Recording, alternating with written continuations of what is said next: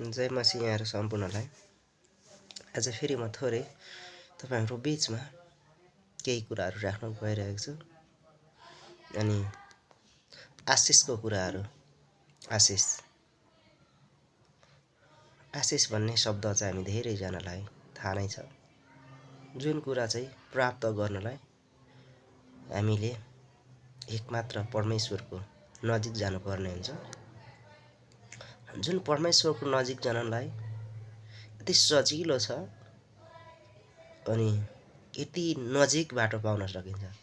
जुन ठाउँमा रहेर पनि जान सक्नुहुन्छ। तपाईको बेडरुममा रहेर तपाई आशिषमा जान सक्नुहुन्छ। परमेश्वर कहाँ जान सक्नुहुन्छ।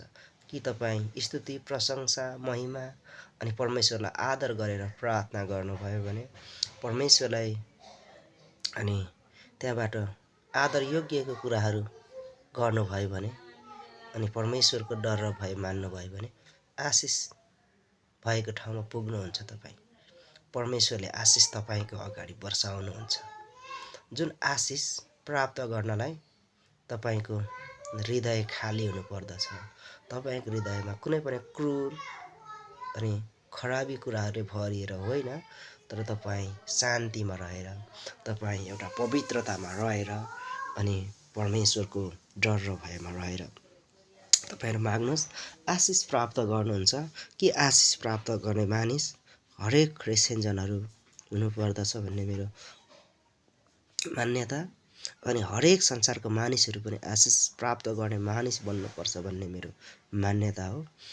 प्रभुको जन आज हामी सबैजना मिलेर उहाँको सामुन्नेमा जाउँ, प्रार्थना गरौँ, उहाँको सामुन्ने दण्डवत गरौँ कि उहाँले तपाईँ र मेरो निम्ति आशिषको बारीहरू प्रशस्तै मात्रामा राख्नु भएको छ।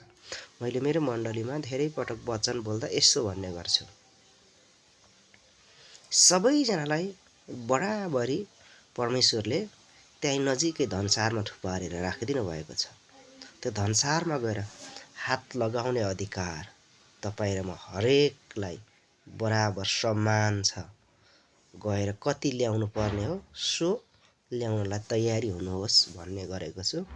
अनि अन्य सबै मण्डलीजनलाई पनि यही कुराहरू फेरि पनि भन्दै म बिदा लिन चाहन्छु। हस्त पुनः जय मसीह।